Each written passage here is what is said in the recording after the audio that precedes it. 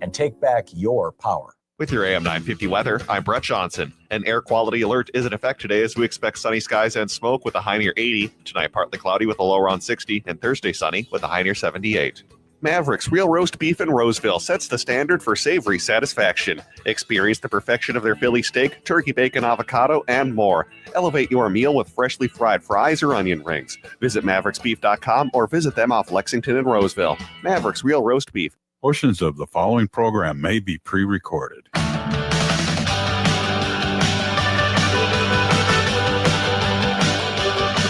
Broadcasting from the studios of AM 950 KTNF, the progressive voice of Minnesota, and airing on WCPT 820, Chicago's Progressive Talk. Welcome to The Gailey Show, the only daily LGBTQ radio news and talk show in the United States. I'm your host, John Parker, solo in the studio today, but Patrick is in the control room, as always, keeping the ship running and sailing smoothly. Hey, Patrick, how are you today? Good. How are you doing? I'm sad to see that there's another smoke advisory.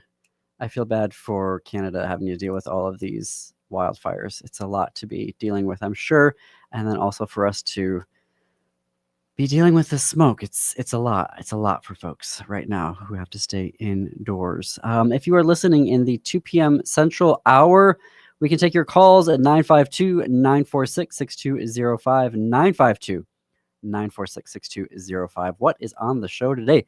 Jake Wittich, managing editor for Windy City Times, joins us bi-weekly on Wednesdays. He is back today to share his reporting on how a new lawsuit against Northwestern University claims the university used its discrimination policy to justify LGBTQ plus cuts. Plus, Illinois Lieutenant Governor Juliana Stratton has outlined her LGBTQ plus rights platform and policy agenda ahead of her Senate bid. A story I wanted to get to yesterday: Boston's Children's Hospital is not backing down on its commitments to gender-affirming care for kids. The Oversight Project is demanding course materials from all of the University of North Carolina's courses to see if they have LGBTQ content in them to get rid of that content. Senator Cory Booker is the living embodiment of the Democratic Party right now, and it needs to be sorted out. But first, because apparently I can't keep them for myself, I have a pair of tickets to give away. To Margaret Cho will be at the Fillmore in Minneapolis on March 26, 2026. That's how hot these tickets are, is that we're already giving them away, even though it is July. The show is called Choligarchy, and reading the description on her website, she says it is bringing her back to her roots as a political comedian. She's so frustrated with the state of the union, and she knows the only weapon that she has is humor. We are being taken over by the richest people in the world, but the one thing that Margaret Cho cannot afford is jokes at their expense. She wants to fight fascism with everything that she has, and she says that this will be her most blistering and brutally honest show ever. So the first person, the next caller, 952-946-6205, 952-946-6205. Next caller gets a free pair of tickets to Margaret Cho at the Fillmore on March 26, 2026 on her debut tour, Choligarchy. Not debut tour, what am I saying? It debuts this weekend, the Choligarchy tour, and swings through Minneapolis next March. Apparently, I can't keep the tickets. Have to find a way to get them myself. But good luck. Next caller wins that pair of tickets. All right. Cory Booker. I don't know if you all have seen this story.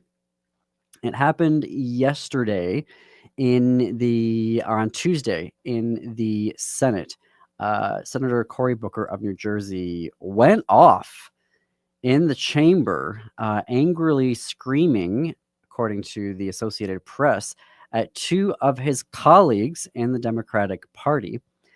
He did so while blocking the passage of 7 bipartisan bills that would have funded police programs and mental health resources. He blocked them, claiming that the president is deliberately withholding law enforcement money from Democratic leading states. In his outburst, He said, "This is the problem with Democrats in America right now, is we are willing to be complicit with Donald Trump." And as he was headed out the door, he said, "A lot of us in this caucus want to bleep fight." And so the two colleagues of his were Nevada Senator Catherine Cortez Masto and Minnesota Senator Amy Klobuchar. And Klobuchar was not happy, to say the least. She was responding to him saying pretty pointedly, you can't just do one thing on Police Week and not show up and not object and let these bills go through committee and then say another thing a few weeks later on the floor.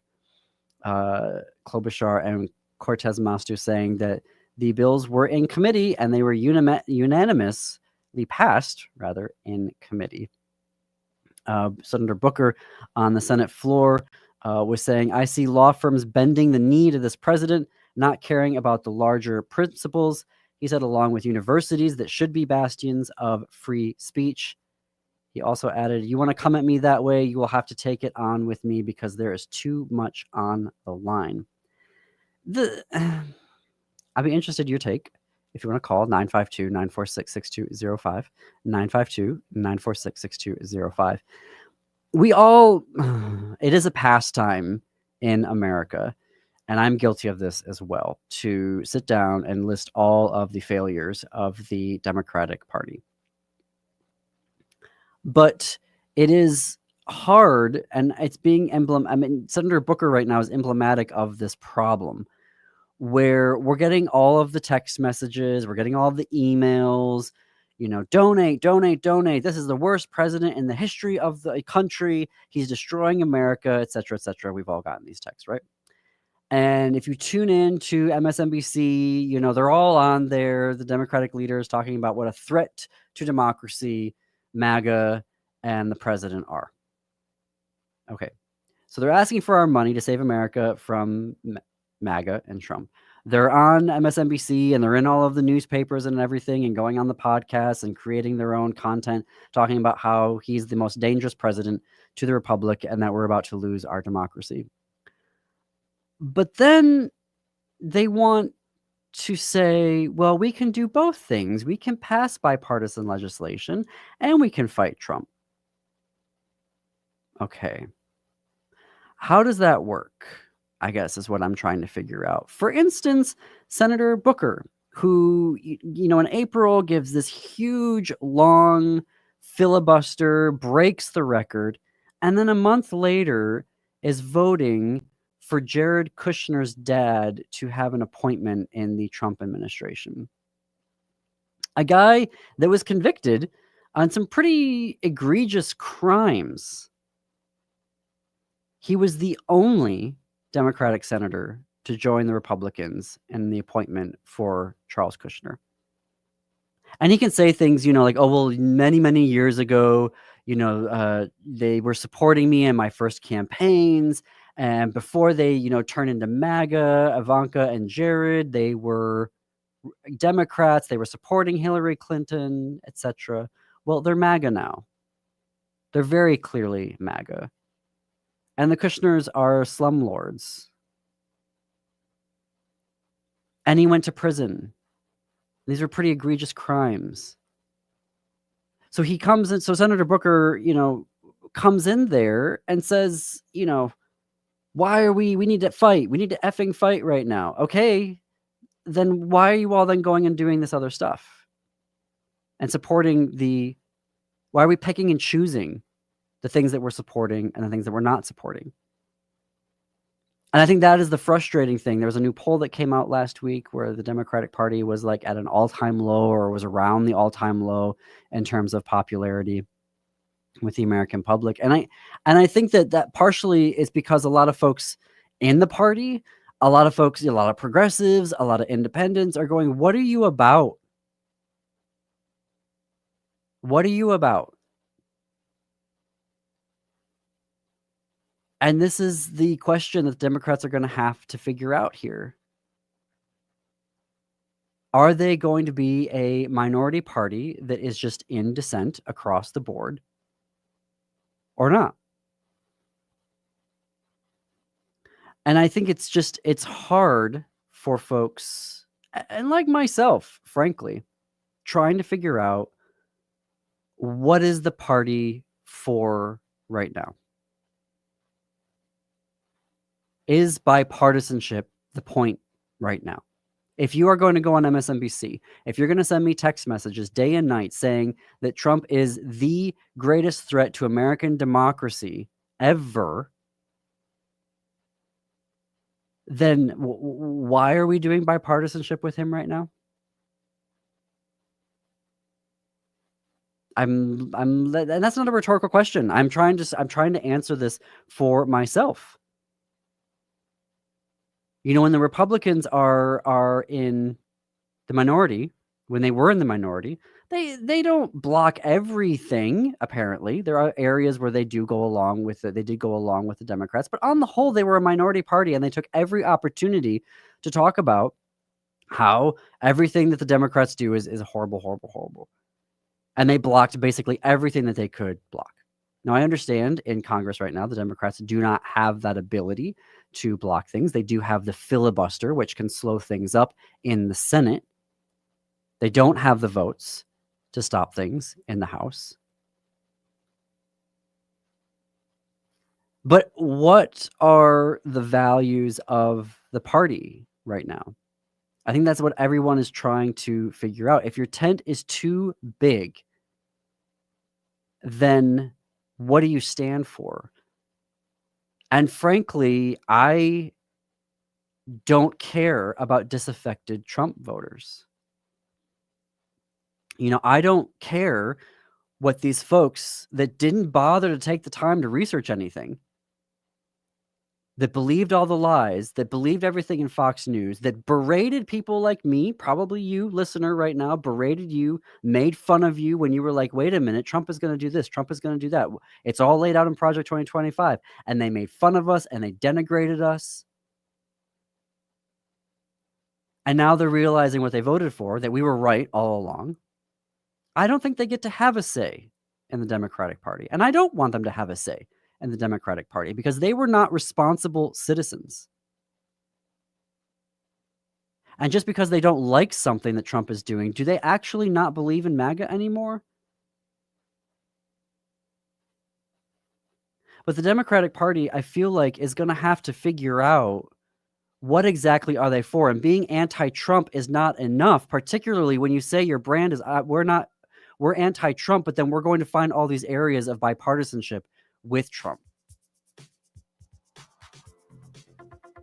It's a question we're going to have to all figure out if we're going to continue to participate and be with the party. I have to fit in a break here. You can check out more progressive news and talk at am950radio.com and heartlandsignal.com. You're listening to The Gailey Show on AM950 and the WCPT 820.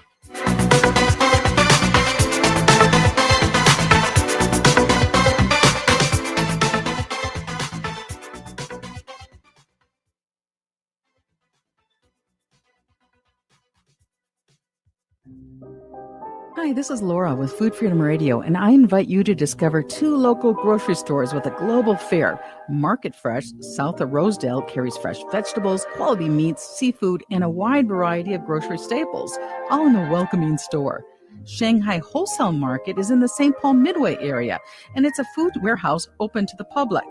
Shanghai Wholesale carries more than 500 types of noodles. And frankly, it's time for Minnesotans to learn that pasta is a little bit more than spaghetti noodles and tuna casserole.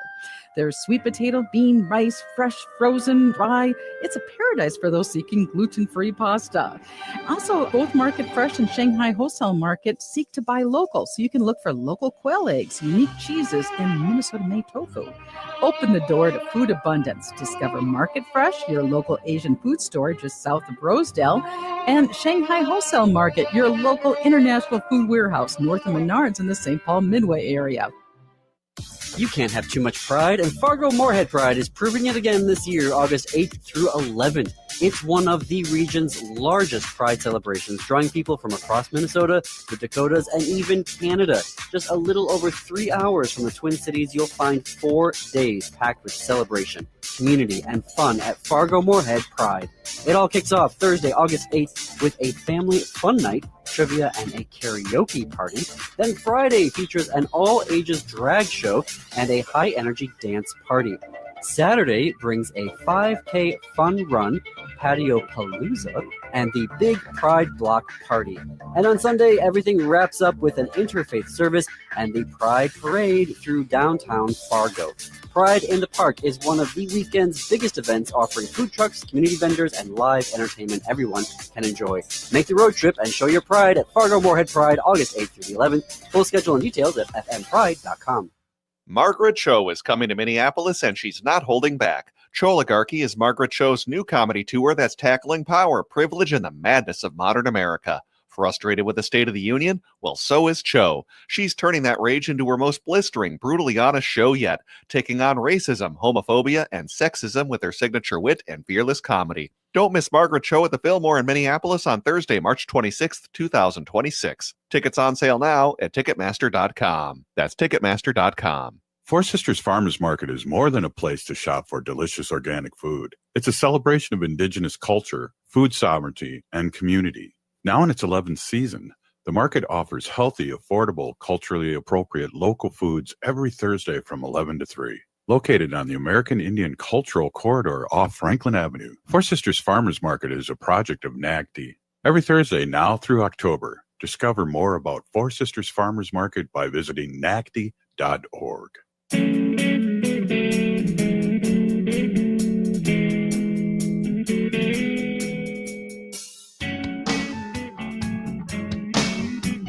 Welcome back to the Gailey Show. I'm John Parker. We're already coming up on the bottom of the hour. Congratulations to Susan in Maple Grove for winning a free pair of tickets to Margaret Cho's Choligarchy, which will be at the Fillmore in Minneapolis. And if you want to get your tickets, you can go to either Live Nation or the Fillmore and get them there, which is apparently what I'm going to have to do.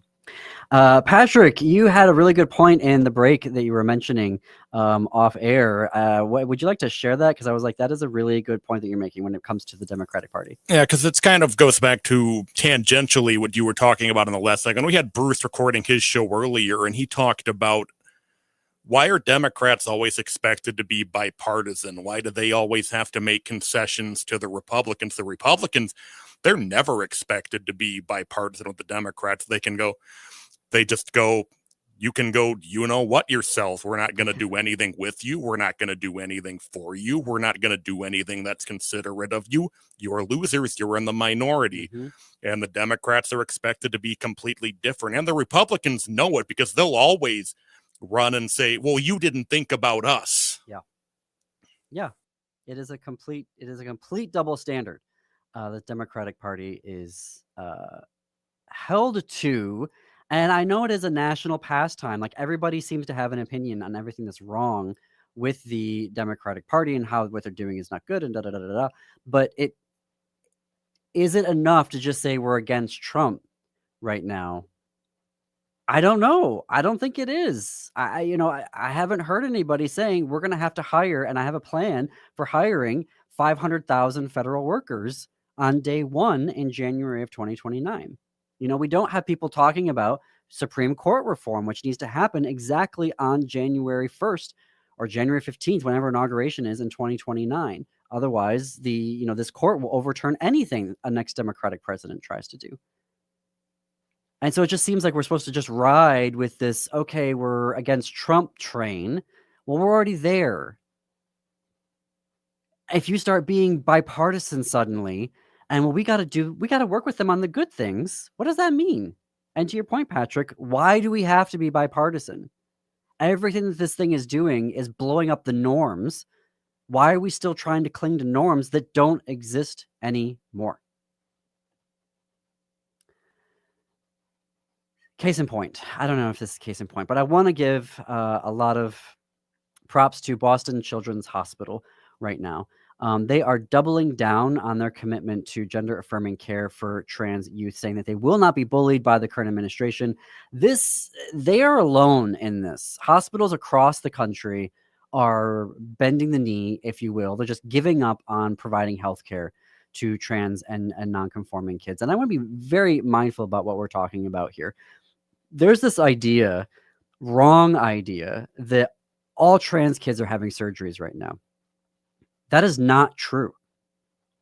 That is not true. There have been so many studies trying to figure out if there are kids under 12 having surgeries. No kids under 12 are having surgeries. And surgery is surgery is a last option for a lot of trans kids, depending on their diagnoses of how bad their gender dysphoria is that they're experiencing right now. But even if they go through a surgery, which is usually a top surgery, that surgery is mainly used by cisgender boys whose breasts are too big, like their top half is too big, and so they're doing a reduction because it's causing too much strain on their backs. Okay, mainly what this care is hormones and puberty blockers. Puberty blockers actually is the main thing that's being used here.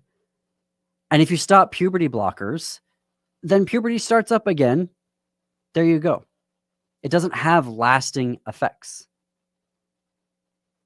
So congratulations to Boston Children's Hospital for actually saying, no, we are not going to give up. They had the first pediatric and adolescent trans health program in the country. This, we always want to say, we're about the science, blah, blah, blah. The science is there on the efficacy of healthcare for trans and gender nonconforming kids, backed up by literally decades of science. So thank you, Boston Children's Hospital. Thank you for standing up and not giving in. Folks who are giving in, universities all across the country, just giving in, doing deals, letting themselves be bullied, letting themselves be extorted for federal funding, particularly the very rich uber universities, looking at University of Pennsylvania, who have billions and billions and billions of dollars in your endowments, and yet you're throwing it all away for a few $100 million from the federal government. Well, now the Oversight Project, a spinoff of the Heritage Foundation, which is that fun right-wing think tank, they have put in a request to the University of North Carolina at Chapel Hill for all of the syllabi and class materials for all 70 of UNC Chapel Hill's courses, because they want to find any materials that include any LGBTQ content that contradicts President Trump's executive orders. Free speech, right? Free speech, you should be able to go to the university and learn everything you want, except for the things that MAGA doesn't want you to know. MAGA, which is based on Christian nationalism, they have fully integrated Christian nationalism. And as I was talking about on the show yesterday, we live now in a Christian nationalist country. We do. It is not a question of them trying to do it. It is done. The question now is the extent to which they will be able to complete the transformation of the government. Case in point, earlier this week, the Trump administration made it legal for Christian federal employees to try to convert other federal employees to Christianity. They can now go around in their workplaces and try to convert their employees. Curriculum in schools, K-12 schools, can now be officially vetoed by Christians. They are kicking kids out. A Catholic school this month, kicking a kid out, rescinding his admission because his parents are gay. The Supreme Court has basically said that businesses can put up no gays allowed signs on their businesses because it violates, quote unquote, their religious freedoms. If you don't think we live in a Christian nationalist state, you are wrong. We do. It's already happened. And now you have the Oversight Project deliberately putting in public records requests to UNC Chapel Hill to what? Shame them? To bring them to the administration? So the administration will withhold federal dollars, so they'll cave and get rid of all of their LGBTQ course materials and courses?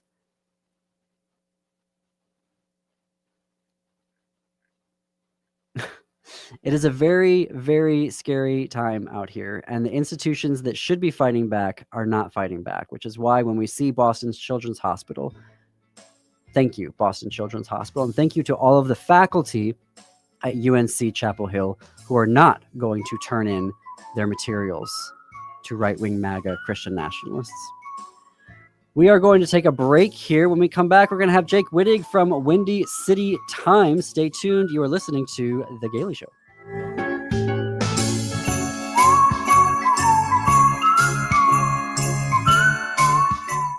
Woodland Stoves and Fireplaces is having its annual store-wide sale for the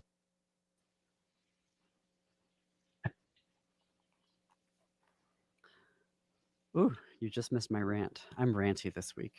I was listening. First, did you? So we're live on YouTube. Hi, YouTube. But did you get the from the station? The Venmo? I did. Yeah. Thank you. That was quick. Make sure that it went through. Okay. Do you want to start with Northwestern? Yeah, that sounds great to me. Okay, cool. Let's do that, and then we'll go from there. Cool. Yeah, sounds good. Sorry, I have to pull those up. Where did it go? All right. We're going to switch back over to the feed. Perfect. displays in our store, which is just off I-94 at the corner of Riverside and East Franklin Avenue in Minneapolis. Woodland Stoves and Fireplaces, since 1977, out of the ordinary products and services to make fire work for you. This is Santita Jackson, Minneapolis, St. Paul. I couldn't be more excited about starting our days together, Monday through Friday, 6 to 8 a.m. Central, on the progressive voice of Minnesota. Chanhassen Dinner Theaters brings you its most popular show of all time, Grease. You'll hear all your favorite hits from the Broadway musical and the movie. Join the whole gang at Rydell High. We'll sing, we'll dance, we'll bring you back to high school life in the 50s. Poodle skirts, bobby socks, the soda shop, and drive-in movies. Grease, it'll rock your socks off. Order your tickets today. Visit chanhassendt.com. Hey, it's Patrick for Zero Res. The month of July is National Carpet Cleaning Month, and because of that, Zero Res is offering a purchase of 3 rooms of carpet cleaned. Get 1 room free plus $50 off an air duct cleaning. Maybe you're having a barbecue for the 4th of July. We'll also have Aquatennial coming up in Minneapolis later this month. You want to make sure your home is fresh and clean for your friends and family coming over to celebrate. If your carpet's looking more like a snowbank in late March, muddy, crunchy, and kind of mysterious, it's time to call Zero Res, don't you know? These folks come in with their fancy schmancy ZR water. It's like regular water, but with a master's degree in cleanliness. Zero Res can handle it all. Carpets, tiles, rugs, upholstery, air ducts, basically every surface in your home can be Zero Resified. So it's time to call the cleaning pros at Zero Res today. Schedule your appointment at ZeroResMinnesota.com or call 952-ZERO-RES and ask for the AM 950 special. Backward or forward spells the same. Zero Res. With your AM 950 weather, I'm Brett Johnson. An air quality alert is in effect today as we expect sunny skies and smoke with a high near 80. Tonight, partly cloudy with a low around 60, and Thursday, sunny with a high near 78. Mavericks Real Roast Beef in Roseville sets the standard for savory satisfaction. Experience the perfection of their Philly steak, turkey bacon, avocado, and more. Elevate your meal with freshly fried fries or onion rings. Visit mavericksbeef.com or visit them off Lexington and Roseville. Mavericks Real Roast Beef.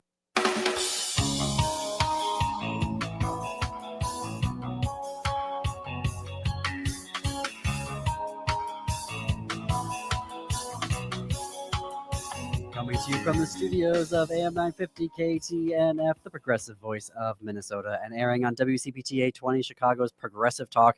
Welcome back to the Gailey Show, the only daily LGBTQ radio news and talk show in America. I'm your host, John Parker. It is 33 minutes after the hour. Windy City Times has been the voice of Chicago's LGBTQ plus community since 1985. This year marks the news outlet's 40th anniversary of uplifting queer stories, reporting with pride, and chronicling LGBTQ plus history. Visit windycitytimes.com/newsletters to sign up for the publication's weekly excellent LGBTQ plus news updates. Jake Wittich is managing editor of Windy City Times, where he reports in-depth stories on Chicago's LGBTQ plus community and oversees the publication's growing newsletter operation. He joins us every other Wednesday. We are super happy about that. Lucky to have you, Jake. Welcome back to the Gailey Show. Hello, it's good to be back. And also a guest host. Yeah, that was fun last week. Thank you for the opportunity. It went so good. You're going to be getting requests again. All right, so let's start with a story that it's still apparently I can still have my jaw drop in the year of 2025, and you have a story about a lawsuit against Northwestern University. I have questions, so let's start with what is this lawsuit about against the university? Yeah, so the former director of Northwestern University's Gender and Sexuality Resource Center is suing the school, alleging that he was fired and banned from campus for basically resisting directives to remove LGBTQ plus resources from the Gender and Sexuality Resource Center's website. He had sent an internal email to members of, they call it the GSRC for short. So staff at the GSRC, he let them know, I've been talking to lawyers for about a month. This is what they're telling me, that we have to remove these resources so that, because including them is not inclusive of everyone. So he essentially said that they're using the school's anti-discrimination policy to remove resources for LGBTQ plus people. So he was ultimately terminated. He was given the option to resign or be fired, and he was not going to resign. So they fired him, and that led to this lawsuit. Okay, why is Northwestern doing this? Are they being threatened right now? Are they being extorted by the Trump administration for money? They have had funds frozen. I don't have the exact number on me. It is in the Chicago Tribune story. They just posted one like an hour ago about this issue. So if you check chicagotribune.com, you can get that number.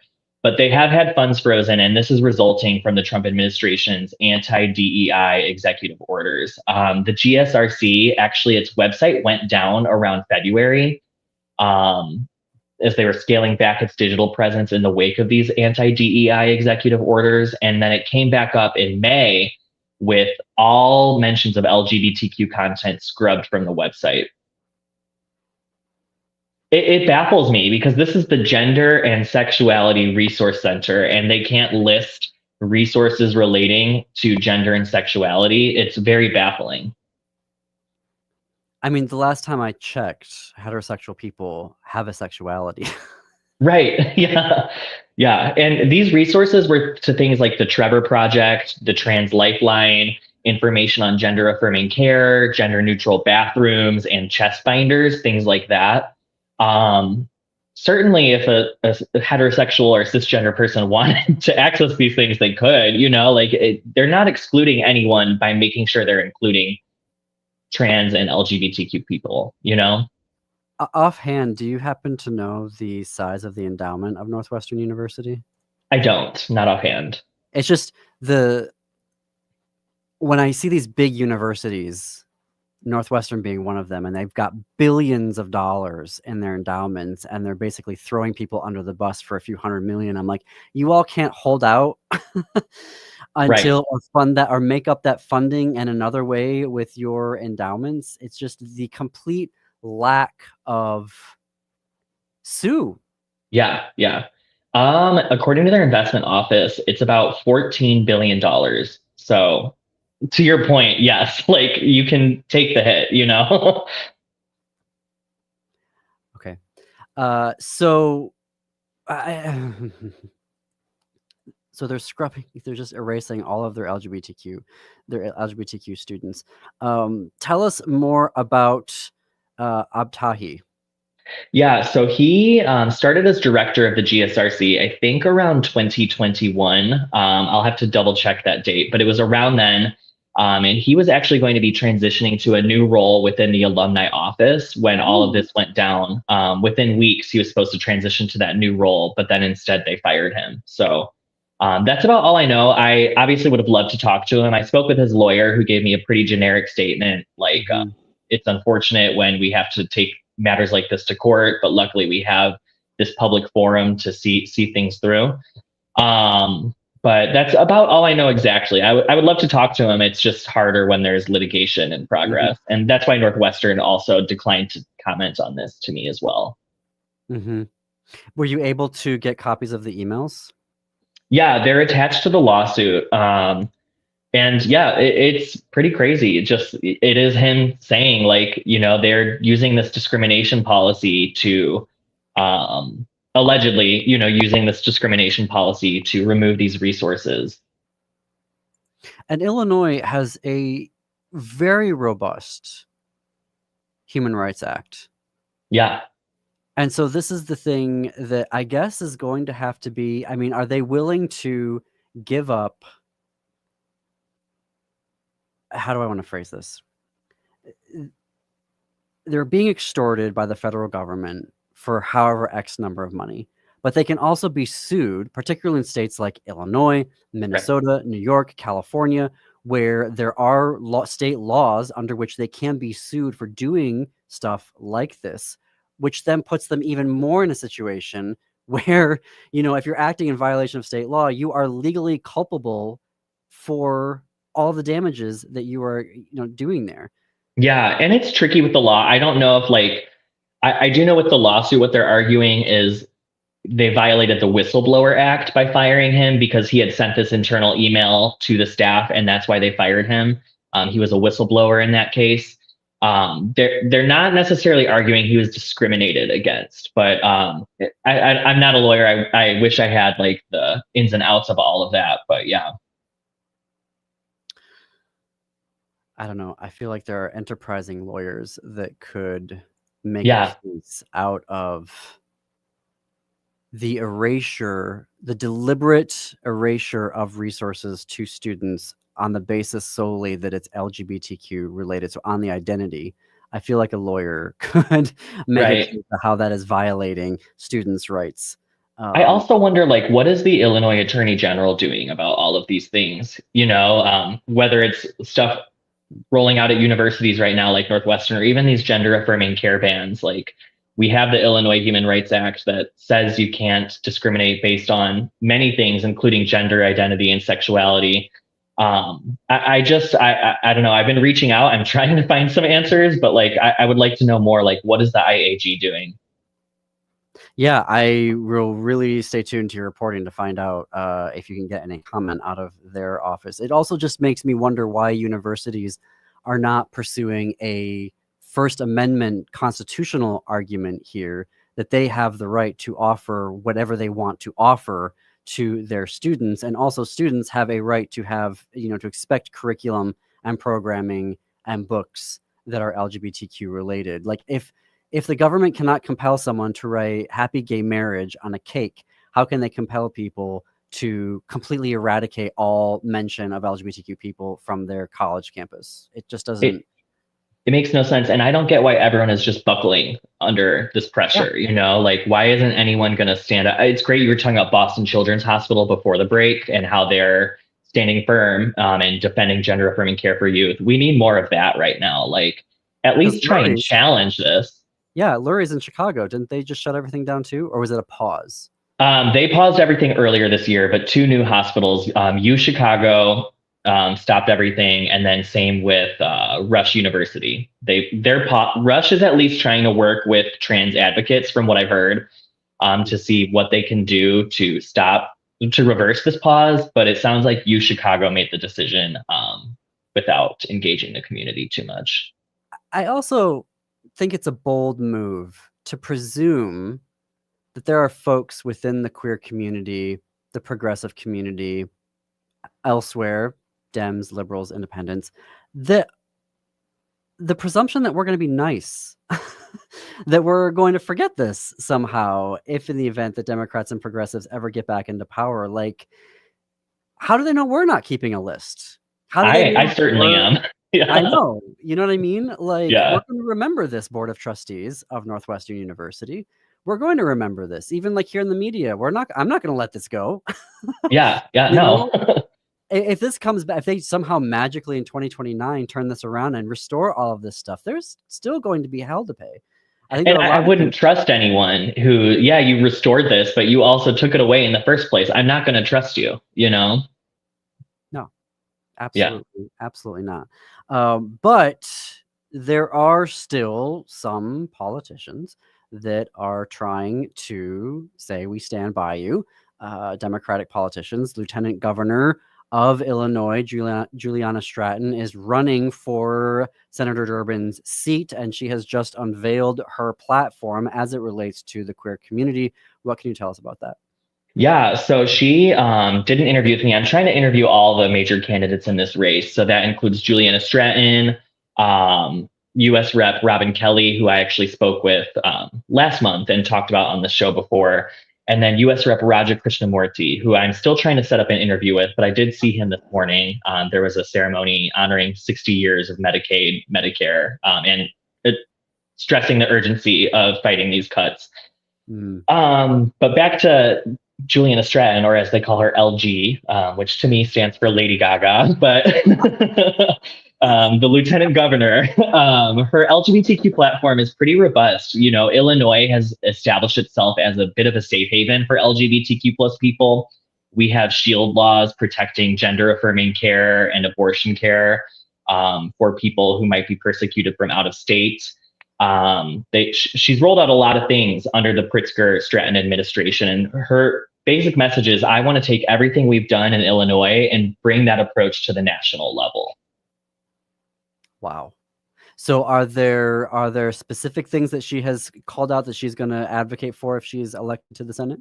Yeah, the number one thing when I ask about like trans issues, every candidate, the first thing they'll mention is the trans military ban. I think maybe to some people that might seem like the safest thing everyone can agree on, like trans people deserve to serve in the military. But I've also asked her about gender affirming care and the attacks on trans youth. And she really emphasized, like, I want every trans youth in Illinois to know that I am going to be an ally to them. I am an ally and I will continue to be an ally. And she said she's really going to be focused on bringing trans voices and the larger LGBTQ plus community, those voices with her to Washington. Well, that is good to know. And I presume that her record as LG and prior to this is living up to these promises? It is, yes. Sorry, I lost it real quick. But, you know, she's put in a lot of work to make Illinois a safe haven. They've required, with Pritzker, she and Pritzker have required insurers to cover gender affirming care. They've created, like I said, the shield laws, providing patients and providers targeted by out-of-state bans, and done other things to make Illinois a refuge for people maybe fleeing states that aren't as friendly to LGBTQ plus people. There's non-discrimination guidance they gave to schools to require that they support trans and non-binary people. They've implemented a law mandating LGBTQ history be taught in schools, which is something that's being challenged at the federal level. So yeah. Well, with Mahmoud versus Taylor, I'm sure that law is unfortunately not going to stand the way the Supreme Court is doing things. I have a couple more questions about that, but we are coming up on a break. You can obviously read all of Jake's reporting and all of the excellent award-winning reporting from Windy City Times at windycitytimes.com. You can keep the conversation going with us. We are at thegailyshow.org on Blue Sky. We also sometimes do ticket giveaways on our Blue Sky account, so you should be following us there. For folks in Minnesota, you need to sign up for AM 950's e-newsletter, where you can get all information about all of our shows. You're listening to The Gailey Show.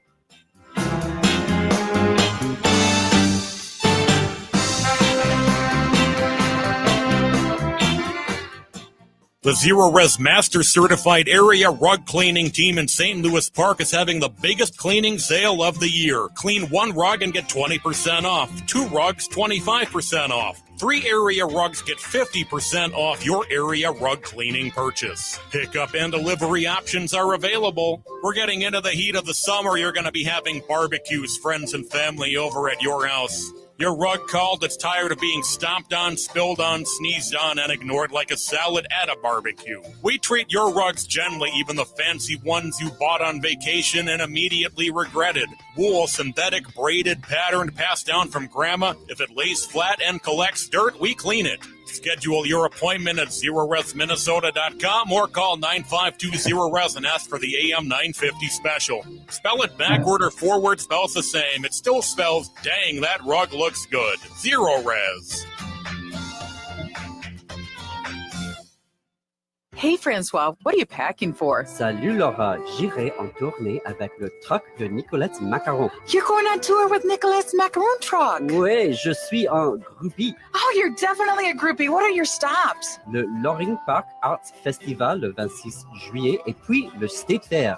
The Loring Park Art Festival on July 26th and then the Minnesota State Fair. Well, bon voyage, Francois. Et bon appétit, Laura. More information at nicolettesmacarons.com. Hi, this is Frank Brown of Minuteman Press Uptown with a question for our listeners. How important are business values to you? When you need high-quality digital print, it matters who you work with. You see, Minuteman Uptown is unique. We're one of the only union print shops in Minnesota providing our team with living wages and benefits.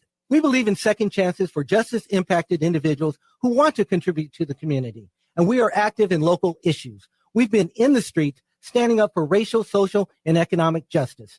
At Minuteman Uptown, our mission is to connect all communities through technology-driven print solutions. An example of that mission is when I moved Minuteman Uptown to North Minneapolis. We're invested in this local community, and we help small businesses and local organizations throughout the Twin Cities reach their audiences. Reach out to Minuteman Uptown and partner with a printer that shares your values. Call us today at 612-870-0777 or visit us at mpuptown.com. That's mpuptown.com. Margaret Cho is coming to Minneapolis, and she's not holding back. Choligarchy is Margaret Cho's new comedy tour that's tackling power, privilege, and the madness of modern America. Frustrated with the State of the Union? Well, so is Cho. She's turning that rage into her most blistering, brutally honest show yet, taking on racism, homophobia, and sexism with her signature wit and fearless comedy. Don't miss Margaret Cho at the Fillmore in Minneapolis on Thursday, March 26th, 2026. Tickets on sale now at Ticketmaster.com. That's Ticketmaster.com.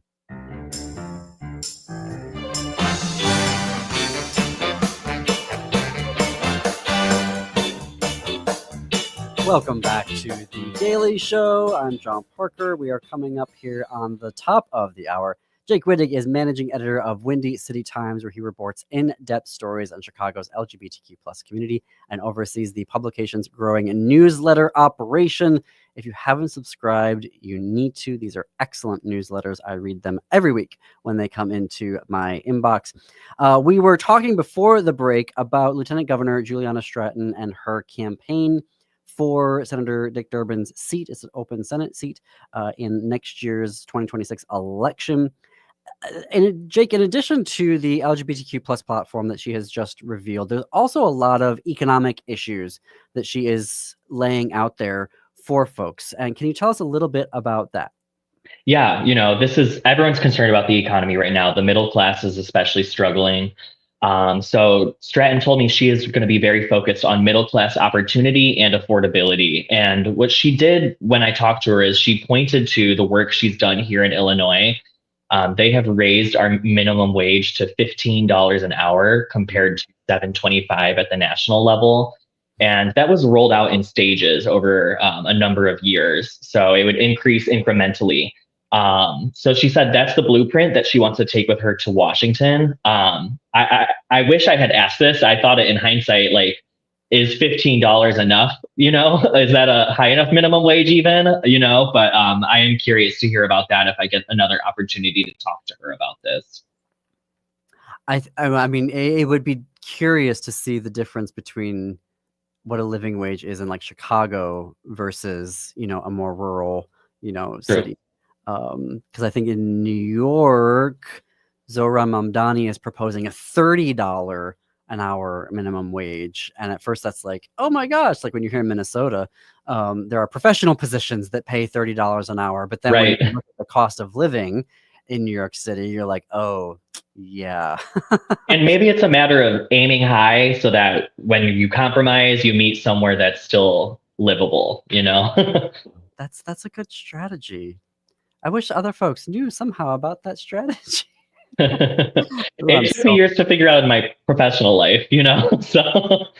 Right. We teach people how to do that in your own, negotiations, but somehow at the national level, we have certain people that just don't want to do that, unfortunately. Can you remind me who else has jumped into this race? Yes. So there is U.S. Rep. Robin Kelly, and I spoke with her last month, and she committed to only confirming federal judges or nominees who are pro LGBTQ plus and will defend same-sex marriage, and that includes Supreme Court justices. I spoke with LG, Juliana Stratton. I asked her, would you do the same? And she committed to it as well. And then another person in the race is Raja Krishnamurti. And he also, I haven't spoken with him yet, so I haven't asked about the judges. But I did hear from his office last month, because when the Trump administration was introducing all these cuts to the 988 hotline, defunding the LGBTQ plus option, he wrote a pretty strongly worded letter to RFK, basically saying, you need to stop this. Obviously, it happened anyway, so when I do talk to him, I'm going to ask, like, what are the next steps after this letter? Because to some people, a letter is just words. Oh, but I'm a fan of a strongly worded letter. Yeah. I've been practicing those since I was a kid. And I think in terms of fundraising, Krishnamurti, I think, has raised the most. I'm seeing his ads everywhere. Really? Yeah. Really? Yeah, So and these then are Democratic folks that are fighting for the Democratic nomination. Have any Republicans jumped into the race? I honestly, I haven't paid attention to that side. I probably should, but I honestly haven't. But I do know the midterm is March 17th next year. Okay. So, yeah. Wow, that's going to be, I'll be very. And then it's also worth noting that Stratton is not taking any corporate PAC money in this campaign. She said it's going to mean she has to work a little bit harder, but she says it's a worthy sacrifice to show her dedication to the people. Really? Yeah. That's interesting. Granted, she has Pritzker behind her. He's very well funded, but yeah. Personally, he's like a billionaire. So yeah. But has he come out and endorsed LG? I just assumed he has. I haven't seen officially. I don't see why he wouldn't. They work together. So right. Definitely. Yeah. Definitely. All right. Well, we will clearly stay tuned to your reporting. Not just, you're all doing Jake, you're doing some really amazing work on all of these races for both the Senate and for Congress and for local elections as well. So it's, and not just covering the LGBTQ parts of this, you're covering all of these positions that these candidates are taking. So for folks, specifically in WCPT, as you're listening to this, you definitely want to tune into what Windy City Times is doing, because it is some excellent political reporting happening there. You also had a story, and I've got just like another couple of minutes left, and this is a huge story to be talking about. But you had a conversation, or one of your reporters, Andrew Davis, rather, had a conversation with the owners of Savor Artist, and they were specifically talking and processing a mass shooting that happened there. What can you tell us about this reporting?